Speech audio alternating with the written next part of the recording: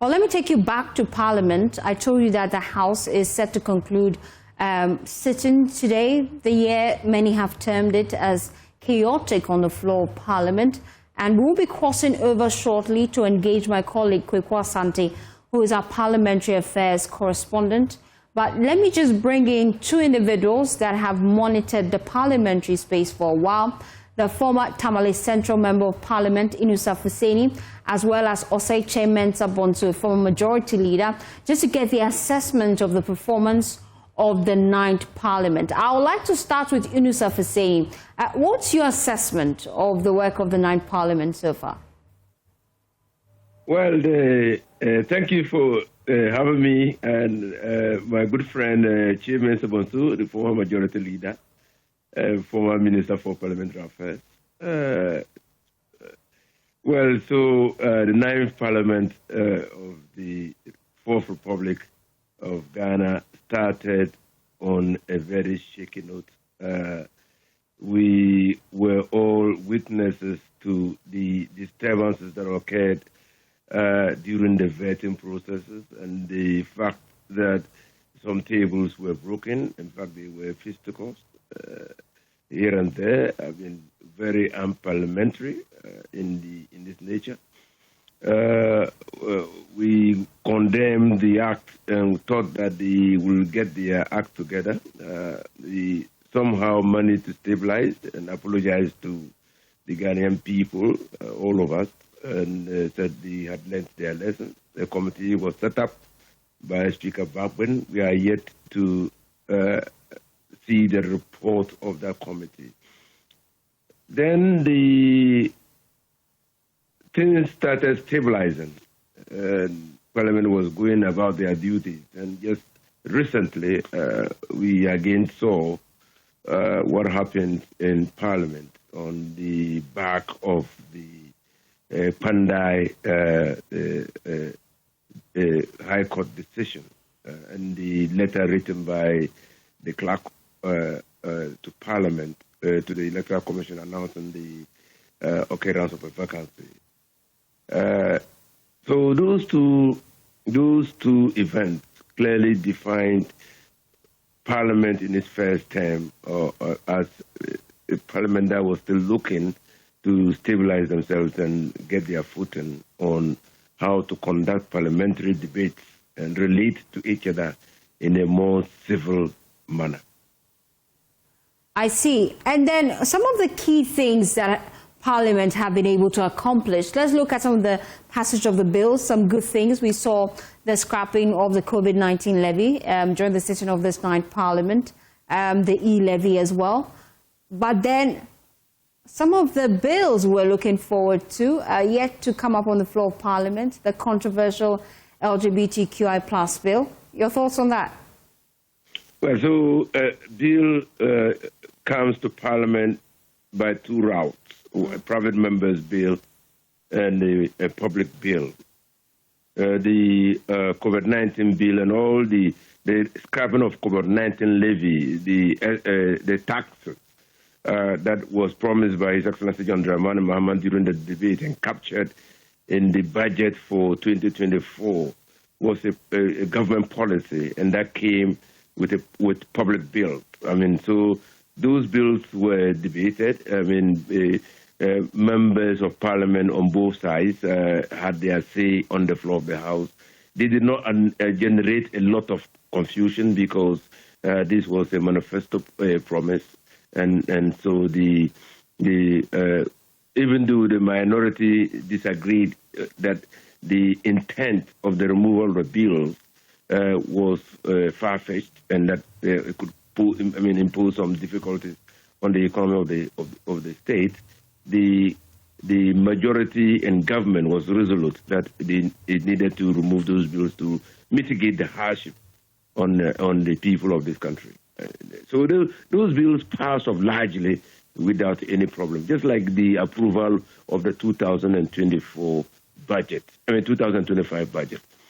Now, the other route is the private members bill, and I've got my difficulties with that bill, but be it as it may, the bill was passed by the last parliament, the 8th parliament. Nana Addo Akufo-Addo refused to assent to the bill. This bill stayed with Nana Akufo-Addo until it lapsed, or the effluxion of time of the 8th parliament. And so, to all intents and purposes, there is no bill for John Dramani Mahama to sign.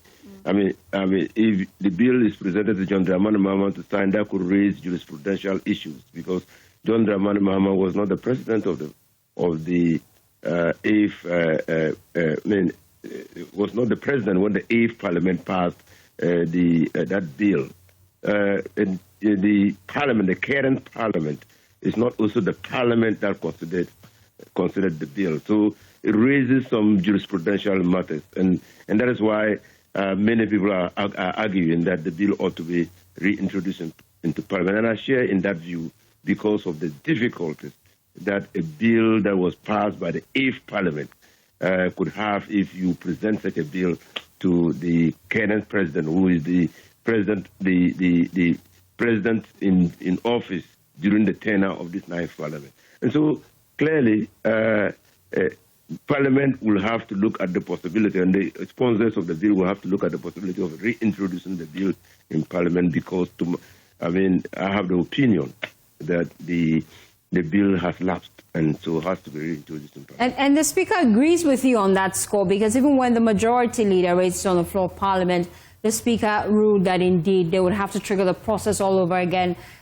because of that. But then let's also look at this whole controversy about the vacancy of the Pandai seats. We know that the court has ruled, suspending the upcoming rerun. But let's just look at the representation in Parliament, the minority side versus the majority side, and how Pandai seats and the controversy surrounding it can influence the next term in Parliament.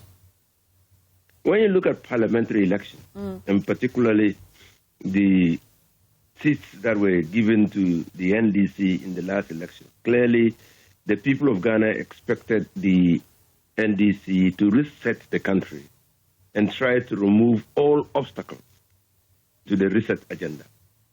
That is how you read parliamentary elections, because the reset agenda was on the ballot. The corruption was on the ballot. The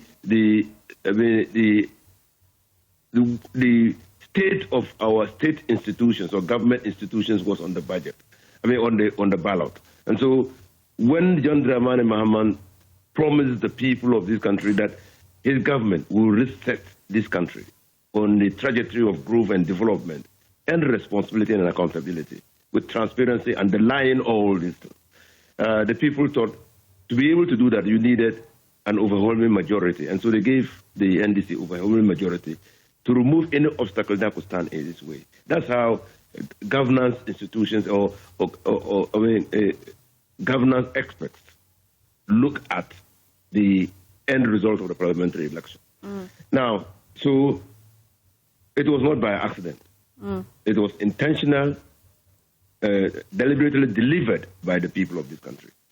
Now, the Pandai seat, when you read Article 112, Clause 5 of the Constitution, you'll be left in no doubt that it is the Clerk of Parliament that has the mandate and authority to inform the Electoral Commission of the occurrence of a vacancy. And I said it on your platform long before the Supreme Court suspended the holding of the elections on the 30th of December. I had said that having triggered the process under Article 1125 of the Constitution, it was not the drumming of tables or the clapping of hands or chaotic behavior displayed in Parliament that could stop the process.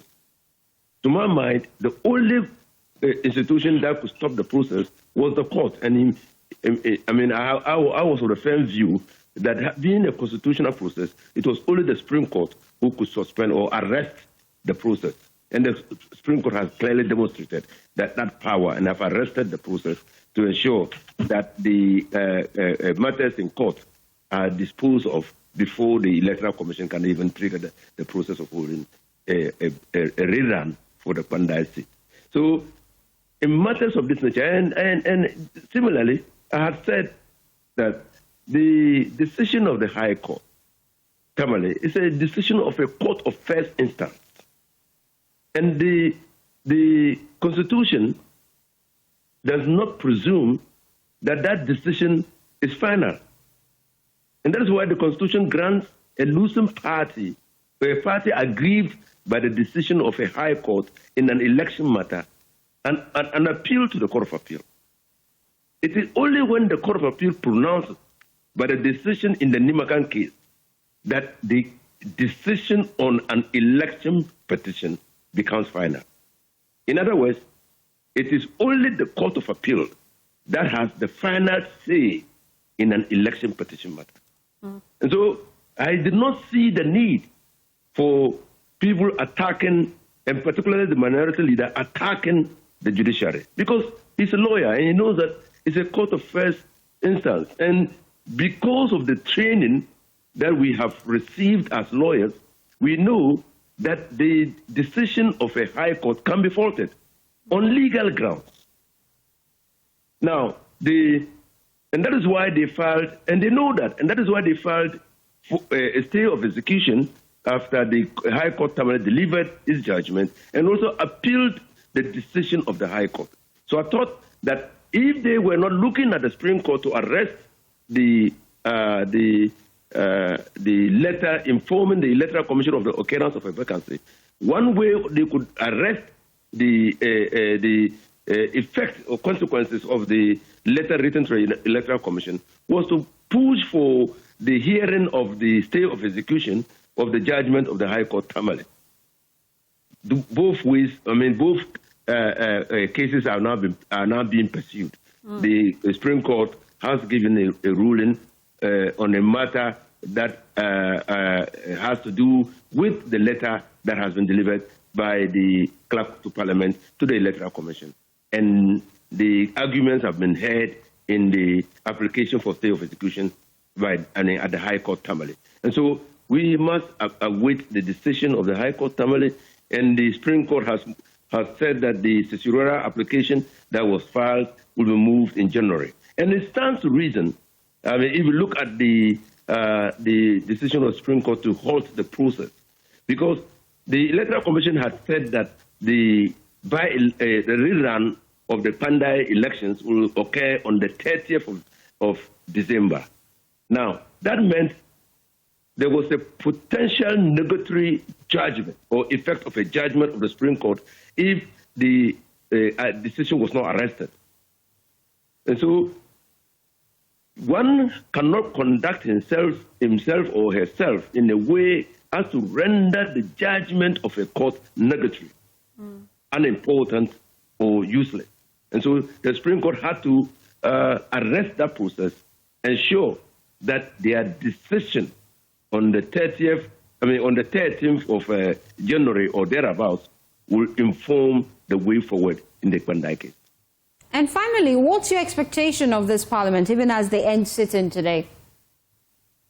Well, I'm sure in both cases that I've referred to, in the vetting case where they broke tables and attacked each other, and in the recently chaotic scene that we witnessed in Parliament, members of Parliament would have learned their lessons carefully.